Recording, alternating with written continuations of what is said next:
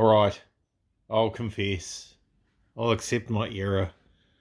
My 250 kilometre an hour safe prediction for high quality masking tape here was perhaps a little optimistic. Didn't last overnight. That's probably going to fail. That's definitely not strong enough. But the tape was good. I can't see what's wrong. It was far better.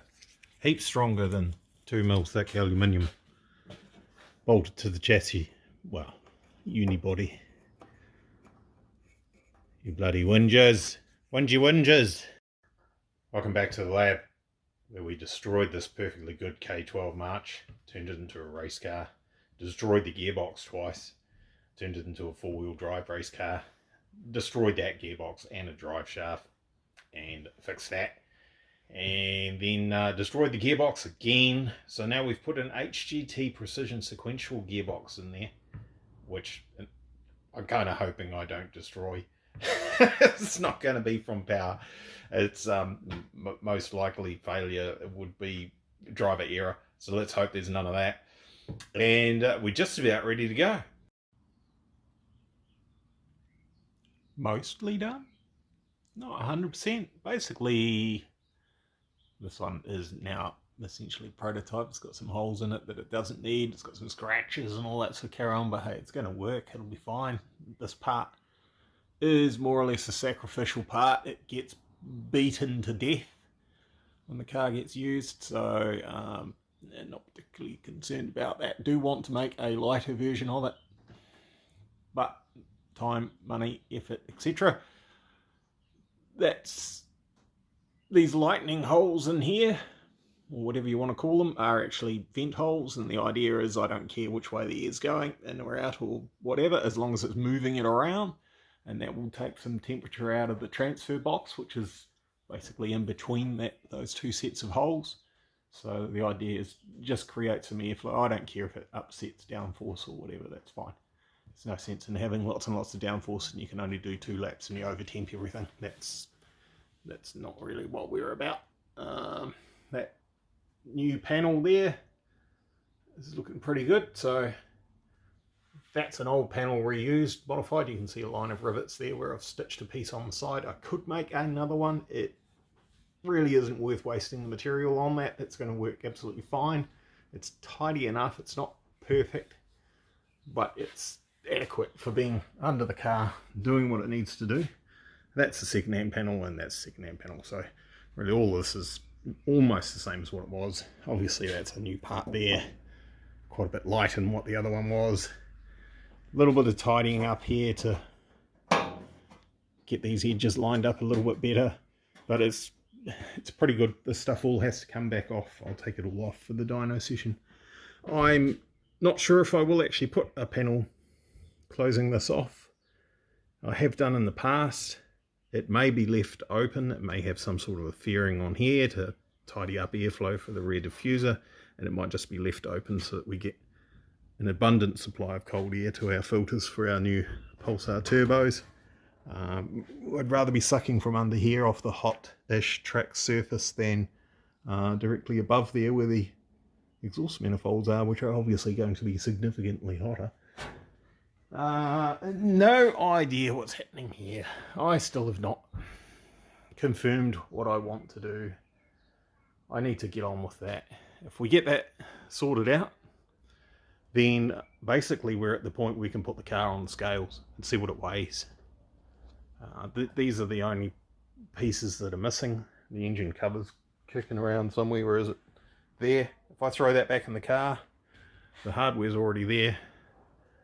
Make an assumption on what this weighs, and we'll know what the car's going to weigh with, say, 1/3 of a tank of fuel, which is about where it was when I weighed it back in the day. So, obviously we've got a door missing. I need to put the door back on, but that would be it. Today's a nice enough day. I might go see our mates at Tuning and Performance and see if we can borrow the scales. Maybe.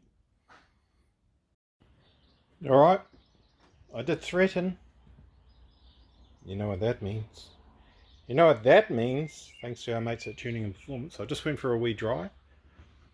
Stole their scales off them. No one saw me. snuck in and grabbed them. And I have to be a little bit careful what I do with any more weight going into the car, because my target was under 1200. We've got light coming from everywhere. This is poor form of length. There we go. So there you go. I haven't done anything. I haven't set cross balances or anything like that, and I can see a bit high on that corner, a bit low on that corner, so we need to adjust the shocks a little bit. We're not bad front to rear weight balance. In fact, that is very good. I'll tweak that in a second. I've got 10 kgs to play with. Actually, if we exclude the fuel that's in it, we'll smoke in under 1200, no problems at all. There's a third of a tank or half a tank or something. I'll call it a third to be on the pessimistic side. We've got to do something at the back here with that. Finish that off. We've got to get this done for less than 10 kgs, which is pretty achievable, I think. And we'll be under 1200, ready to go. All fluids in there. Bit shaky with the phone today. All fluids and everything ready to go. No driver. Under 1200 kgs, just. I can actually make that a little bit lighter with a couple of things that won't cost a heck of a lot of money. For instance, the intercooler tank there is quite full of water, so is the header tank for the radiator. There's probably 5 kgs can disappear out of there, no problems at all. There is a little bit of weight needs to go in there where that filter is for our breather tank, but we're talking 500-600 grams, not kgs. So very good, positive results so far. There's 30 kgs that come out if we did carbon fibre doors. We still can't actually get those moulds from Auckland. I haven't even bothered talking to the guy to see if I can still borrow them. I'm assuming we probably can, but we can't get them anyway, so it's not something we can do immediately. Yeah, right, I'm going to adjust the shocks and get these numbers more goodera, because that's terrible. There we go. It's not terrible, is it? That's with some pretty minor adjustments. We're talking a couple of turns on the coilovers. So we're not going silly to get that where it needs to be.